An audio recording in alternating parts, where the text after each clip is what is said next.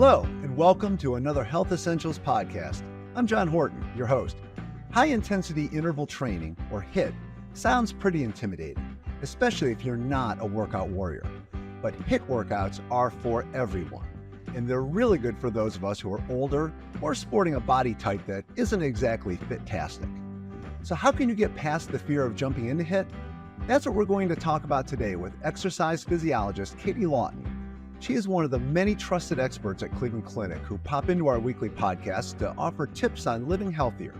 So with that, and please pardon the pun, let's hit it.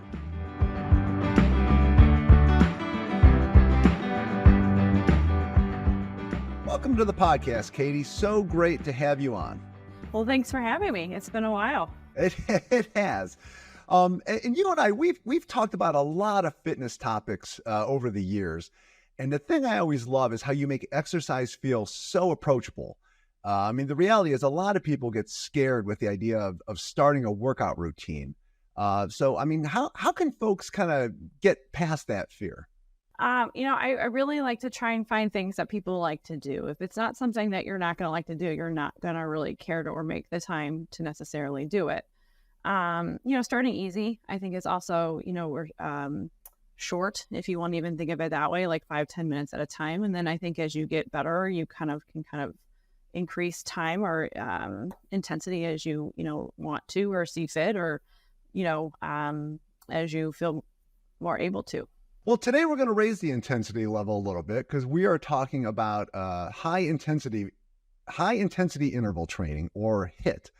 Can you kind of walk us through what exactly that is? So I think it's a pretty broad term, I think, for the most part. I think the word high can sometimes intimidate people as well. I mean, you could even think of it as going from low to moderate intensity, but I think it's just some way of varying intensity of cardiovascular exercise.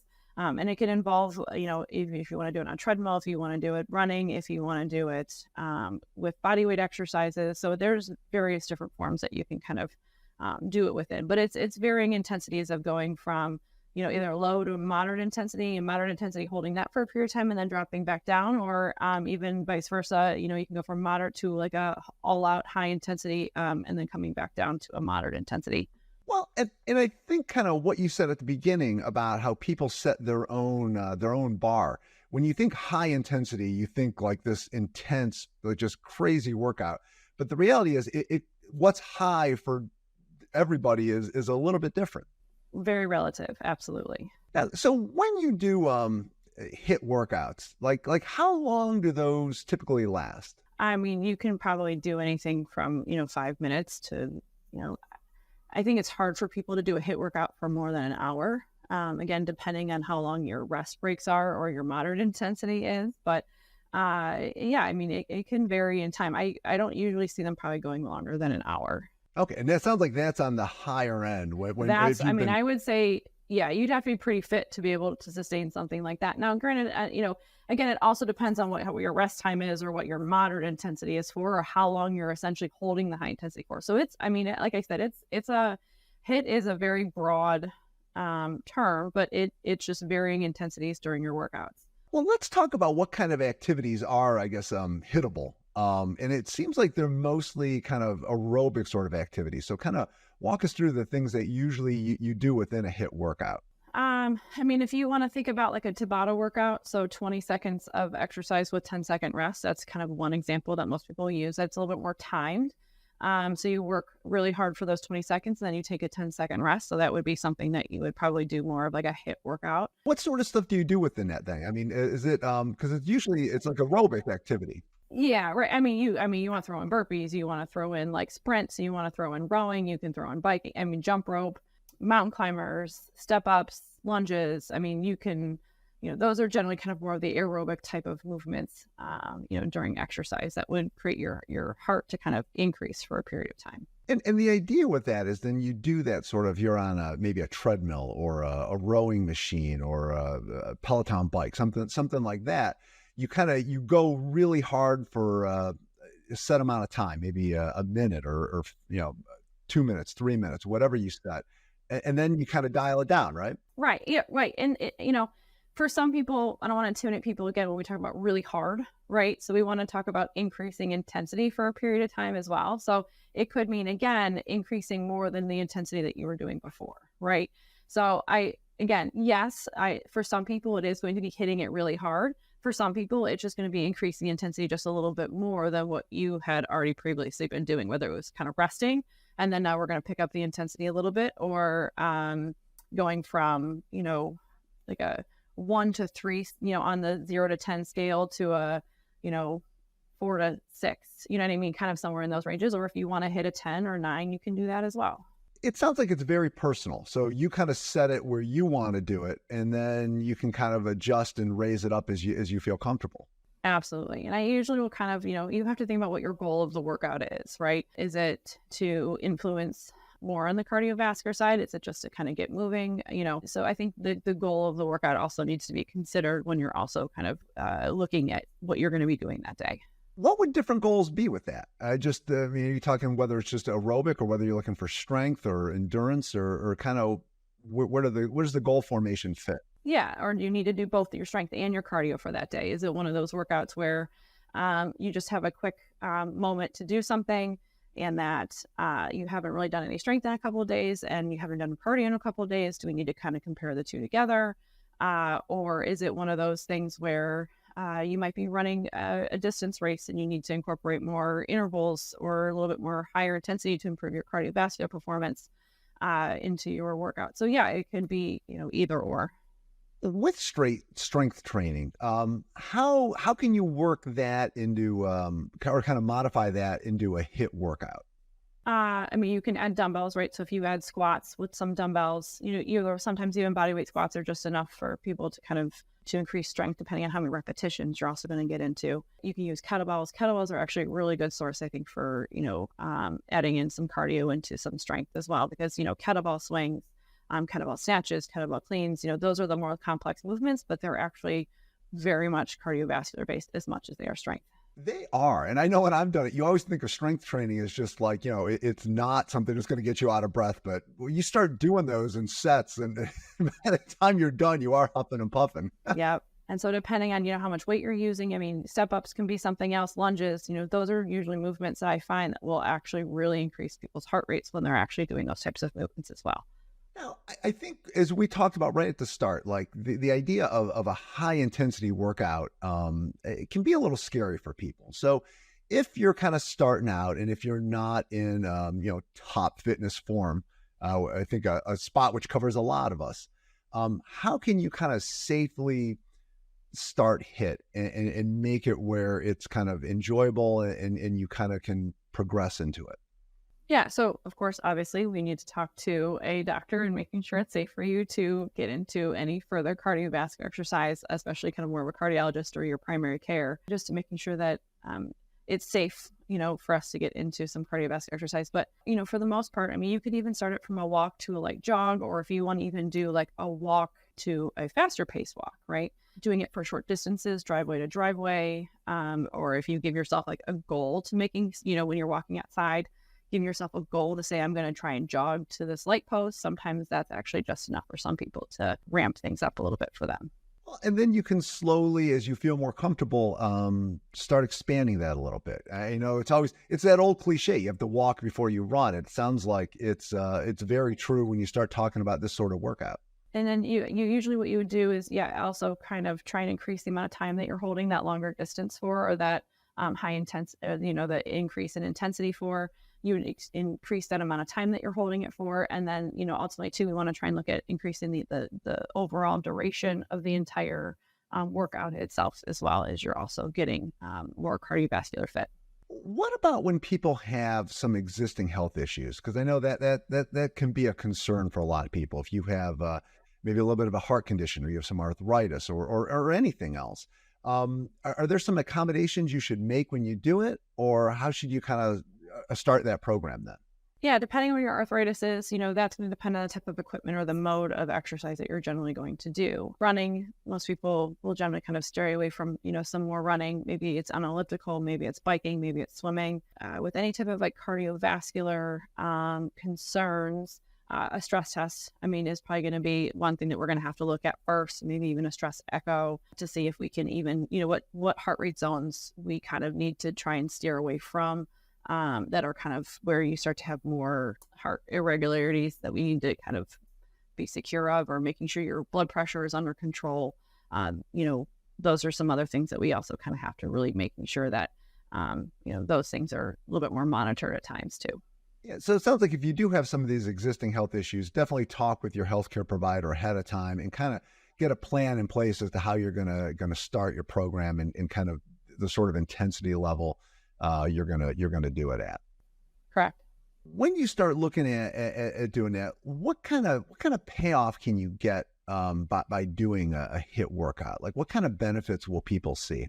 Cardiovascular performance. I mean, and then generally that will kind of lead into some other things. Ideally, diet is a huge factor into a lot of things, but, cholesterol, blood pressure, some blood sugars, those are all things that we generally see improvements on. Again, but on the other side, consistency, right? So you have to be doing it consistently enough for us to also making sure we're seeing some of these results. If you're just throwing it in there on occasion, you're not going to really necessarily see the impact health-wise. But, like I said, diet is another factor into a lot of it. So I usually say you cannot exercise a bad diet. So no matter, if we throw exercise into the mix, I can't promise that these are going to make, ultimate changes. But, ideally, if we kind of combine the two, we should ultimately see some changes to, those factors. And weight loss. I mean, I get, but again, that's also a lot of diet-based as well. Like, how many days a week should you try to work a HIIT workout in? Is it something where, I mean, you're looking at like 2, 3, 4, like how often should you do it? So it depends on, again, how intense we're physically working too. Usually when we get into those like ultimate, when we talk about HIIT and people going all out, a 10 out of 10 once a week is really what I recommend, is when if you're physically getting to your complete max, because it takes a lot longer for us to recover from those type of workouts. If you're doing like a light to moderate, kind of within those ranges, you can do that, 7 days a week if you really wanted to. So I guess that just kind of depends on the intensities to truly which we are kind of performing the HIIT workouts as well. How much should you let discomfort sort of be your guide with that? Because I know that's one of the things that scares people. You don't really want to hurt that much. You want to hurt just enough to feel good. So where should you kind of draw the line, or how should you pay attention to that? Yeah, that's a great question. Because otherwise too, I don't want it to completely scare you away from doing exercise altogether. I mean, again, the goal is to keep it consistent, and I think depends on where you ultimately want your overall goal to be as far as your health and fitness, I guess, is the other, aspect too. If you want to be an athlete, an elite athlete, yeah, we have to actually get into those really uncomfortable levels. If you're just looking for general overall health, yeah, you probably are going to have to get into some of those uncomfortable zones, or doing things that you don't necessarily like to do at times, but it shouldn't be all the time, I don't think. But, again, I want you to do something that is comfortable, but that's going to benefit you overall. So, yeah, I mean, I think there are times that we're going to have to go into those parts where it's not uncomfortable. And I don't want to talk about like joint uncomfortability. Like there are those certain aspects that I don't. Feel a little tired. Yeah, I mean, cardiovascular wise, yeah. Now, and again, not making sure that we're talking about getting into any intensity that we shouldn't be getting into, but yeah, more or less, yeah, I think that it should feel a little uncomfortable. One of the things we always try to do on the podcast, Katie, is kind of offer people tips that they can use once they finish watching or listening. So give us a couple things we can look forward to start a HIIT workout program. One thing, if you're going to be doing a HIIT workouts at home, I like to use a lot of apps and websites and those types of things that are kind of guided for people to work out at home, and to kind of encourage us to kind of just press play and start a workout potentially. Right now, granted, I guess there's a lot more involved in that, but it is a lot harder when we're trying to come up with it and do it on our own. Whereas if we can just press play on a video, it is a lot easier for us to kind of push through, or to actually continue with the workout. And will those help you with timing too? Because I know, will that help with timing too? I know we talked with, like, sometimes maybe you do 20 seconds on and 40 seconds of kind of like more of a rest, or a kind of, downshift a little bit on your workout. or if you have like only 20 minutes to do a workout, right? So you can find a workout and you can see at the end of the video or how long it should take you by the end, and it says 20 minutes. Well, there's your 20-minute workout. So I do think that if you're in a tight schedule or if you're just really not sure what to do, sometimes, that's generally kind of a good avenue for some people to look into for at-home workouts, especially. What else? Yeah. What other tips can you throw out there? Accountability partners. Those are always one of my big ones. The buddy system. Scheduling the exercise, the buddy system. Absolutely. I have a lot of people that have are much more successful. I find if they have a friend, a family member, or, the only thing of like personal trainers, it's a time and a place to be somewhere. So I think that is generally where scheduling conflicts or scheduling over exercise becomes a lot harder when you have someone to actually work out with. How important is it to build rest days into your kind of routine? Again, it just depends on the intensity of the workouts, but, especially when we get into those heavier intensities, yes, we do require more rest. If we're talking about light to moderate exercise, you can technically do that every day. With strength training, depending on the muscle groups that you're working out, it is going to be more imperative for you to take more rest days between muscle groups. But it doesn't mean we should if you do strength one day, doesn't mean we have to take a rest the next day. That's where we can probably do more moderate intensity. So it depends. Again, the programming is going to make a big difference, into some of it. And depending on where you are, if you want to talk about like training, or depending on, how long you've been doing it for, if you've just started, if you've been doing this for a really long time, that's, there are some variables into some of that too. And this is something I always struggle with, but how important is it to kind of add a little warm-up routine in? I mean, can you just kind of jump into a HIIT workout, or should you do a little stretching or moving around first just to kind of warm everything up? I am the warm-up queen. Okay. You would disapprove of how I do half of my stuff then. Probably. I usually take my patients through a pretty lengthy warm-up. For the most part, and then to the point where a lot of them think it's part of the workout. Actually, one of them today was like, does this count as part of the workout? And I was like, no, this is actually just the warm-up. No, I spent about 10-15 minutes, especially more before strength. It could probably a little bit less before running, as in your case, but I before a strength workout, I can spend about 10-15 minutes doing a warm-up. And the importance of it too, I think it is just help getting into the workout a little bit more. Sorry, I cut you off. No, get you moving. Yeah, get you into into that groove. Yep. You had mentioned earlier about one of the really important things is picking something that you like to do, and it seems to me that HIIT is very it's a flexible sort of program, and that you can work in so many different activities or movements or just ways to I guess exercise. So should you really focus on picking the things that I guess will make you want to do it? I mean, not necessarily. Again, we talk about that uncomfortability level being kind of, a factor into it too. And, wherever your weakest point is, sometimes that's where we should actually be training into a little bit more. So is it into those moderate intensities? Is it heavy intensities? Yeah, I mean, you should be thinking about adding some of that in there. But again, that's why you would probably go see a personal trainer if that was something you wanted to start including, because they're going to be the ones to force you to do it. Whereas, if you're doing it on your own, you're probably not going to program that in there. And I will say I am guilty of that as well at times when I'm doing my own workouts. I think we all are. There's those things that you're just like, I know I should do this, but I just don't want to. So that would describe pretty much every core workout I think I've ever started trying to do. Well, and I'm assuming too, it's not why, I don't know if you swim, but I'm assuming you choose to run instead of going swimming, because some people with swimming, it just seems so daunting. But is it a bad thing? No. Well, before we say our goodbyes, Katie, and start planning our future workouts, because we should all be ready to go after this, is there anything that we missed or anything you want to add on the topic of HIIT? Making sure that, you have doctor's clearance to do it. And if you have any questions, either contact an exercise physiologist or contact one of your doctors. Generally really good sources, to determine whether it's, safe, and what forms of exercise are generally pretty safe for you to do as well. And then it sounds like once you get going on it, just kind of stay positive and keep at it, and just watch how you progress. Yeah, absolutely. I think usually once people start to see the progression, that's when you do tend to really see and get motivated by it probably a little bit more.